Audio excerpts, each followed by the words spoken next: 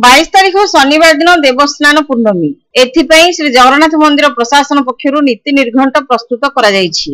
एही नीति निर्घंट अनुसार शनिवार प्रातः 4:30 रे मंगलार्पण हेबो। 5टारू 7टा मध्यरे डोर लागि और पुष्पांजलि होई पहंडी आरंभ हेबो। पूर्वाह्न 9टारे संपन्न हेबो महाप्रभुक मंगल आरती। 9:15 रे मैलम, 9:25 रे तड़प लागि, 9:45 रे अधर पोछा, 10:20 रे अवकाश, 10:30 रे रोषहोम, 10:55 रे सूर्य पूजा, 11:10 रे द्वारपाल पूजा और 11:25 रे बेश शेष हेबो। एहा परे दिन 12:20 रु 1:45 मध्य जल विजे पूजा और स्नान नीति संपन्न हेबो। अपराह्न 2:50 रे मैलम, मेकअप सर्वांग और नुआ लुगा लागि बेश कराजिबो। अपराह्न 3टारे स्नान वेदी उपरे छेरा पहरा हेबो। 3:40 रे हाथी बेश, 4टारे महंत साड़ी बंधा, 5:45 रु 7:20 मध्य घंट छता सकाळ धूप, संध्या 6:30 रे दक्षिणी घर भोग, 7:30 रु 10:30 पर्यंत साहण मेला, 11टारे हाथी बेश मैलम,